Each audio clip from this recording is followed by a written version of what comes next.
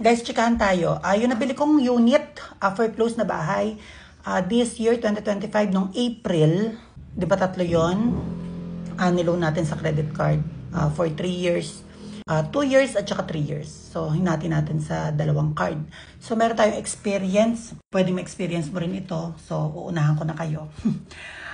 Yung isang nakuha nating bahay, nung nagkaroon ng proseso, doon sa kinukuhanan kong bangko, pag nakuha ko siya, hindi pa siya building permit.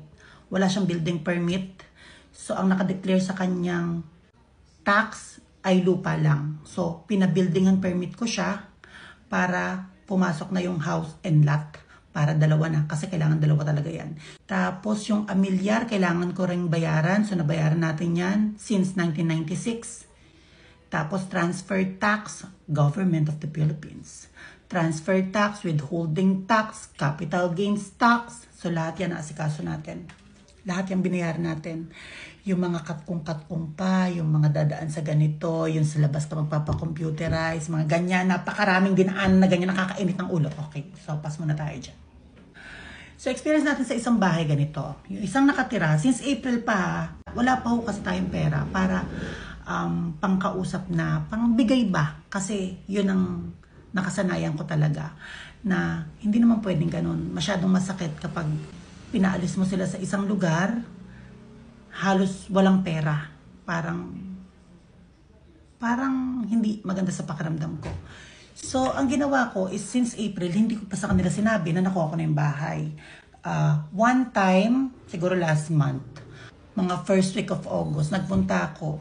Pero wala kasi doon yung mismong nakatira, kapatid lang yung nakausap ko sa katabing bahay. Nagkaroon ng talakan na, bakit yung binibili? Ganyan-ganyan. Alam nyo naman yung nakatira, may bibili. So, nagaganonan. So, hinayaan ko muna. Since wala pa akong pang-offer na kahit magkano, usually kasi is 10,000, 20,000, hanggang kung saan ba yung feeling mong dapat. No? Ang pinakamalaki ko is 50, pero dahil okay na yung bahay nun, maayos na, kumbaga konti na lang aayusin mo para ipampaupa. So, may ilaw na, may tubig na. Ngayon, kapag medyo halos wreck talaga yung bahay, medyo mababa na lang talaga ang offer.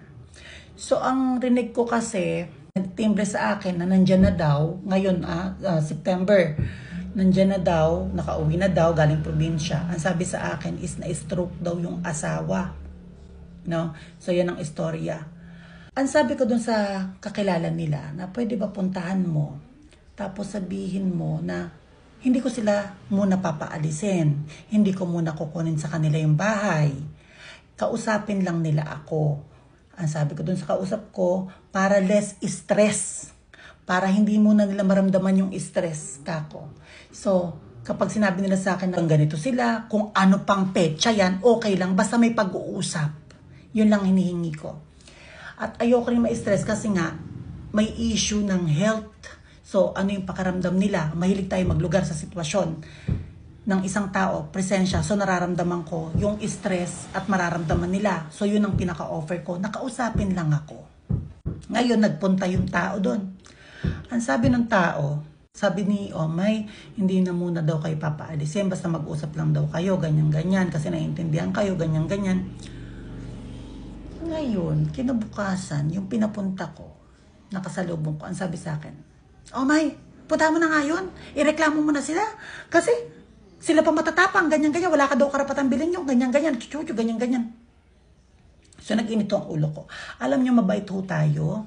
Marunong tayong lumugar sa nararamdaman ng ibang tao. Kaya yung action na ginagawa natin, yung kung ano yung gagawin natin, is tinitignan rin natin kung ano mararamdaman ng ibang tao. Ganyan ho ako. Pero ho, natutubuan rin ho ako ng sungay kapag feeling kong mali at hindi tama yung feedback pabalik sa akin. Doon sa feeling kong para sa akin, tama naman yung ginawa ko. No? So, parang ako pa ang may kasalanan. Pagkakamali ko ba na hindi mo nabayaran ang amilyar mo simula 1996? Kasalanan ko ba na simula nakuha mo ang bahay from the very start, from 1990, ay hindi nyo binayaran ang amilyar ninyo at ako na ang nagbayad? Kasalanan ko ba na nagpa-buildingan permit ko Ang bahay nyo na simula ng tinirhan nyo, ang nakadeclare lang ay lote. Kasalanan ko ba yun? Na may utang kayo sa club house nyo ng almost 15,000 na ako pa rin ba ang mag-shoulder? Kasalanan ko ba yun lahat na maging irresponsable kayo? At kasalanan ko ba na ang tanging may offer ko lang sa inyo ay magbibigay ako na kahit papaano or mabibigyan ko kayo ng palugit? Sa kayo rin naman ang magsasabi kung hanggang kailan yung feeling yung recover na pwede nyo nang i-let go yung bahay. Kasalanan ko ba yun? Hanggang saan ho ba? Nung nakabili ako ng bahay, April, nag-loan po ako. 3 years to pay at 2 years to pay. Ang monthly ko po ay umaabot ng 75,000. Nung time na kumuha ako ng bahay, nung time na nag-loan ako, hindi ko alam kung saan kong bulsa kukuhanin. Ang gusto ko lang is base sa nakita kong report na ito ay matagal na nakapost, alam na ng kung sino ang nakatira ng dating may-ari na ito'y matagal na nakapost. Tsaka ko lang ho nagdidesidido na bumili at sa pag-loan ko wala ho akong pakialam kung paano ko siya mababayaran. Parang on the go na lang ako talaga na kapag nandyan na, tsaka na ako papasok sa kung anong pwedeng racket, no? Ganyan ho ang ginagawa ko. Sugal kung sugal. Masama ho akong tao, kung April pa lang ay nabili ko na siya, ay sinabihan ko na sana sila para yung bahay ay mapaupa ko na at maging pera na. No? So April, May, nag-start na ako magbayad ng 75,000 at buwan-buwan ho ako na mong problema.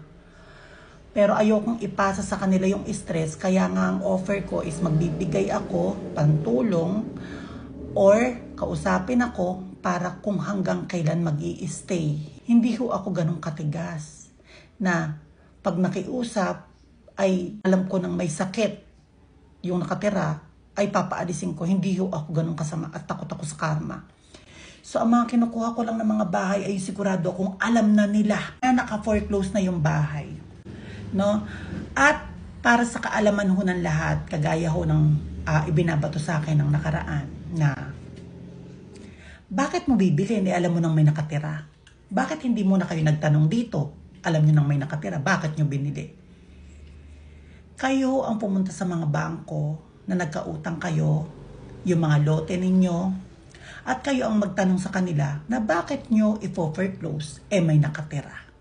No? Minsan dumarating sa atin na nagkakaroon talaga tayo ng mga problema. Kaya yung mga issue ng mga bayarin, lalong-lalo na yung bahay, hindi natin nababayaran.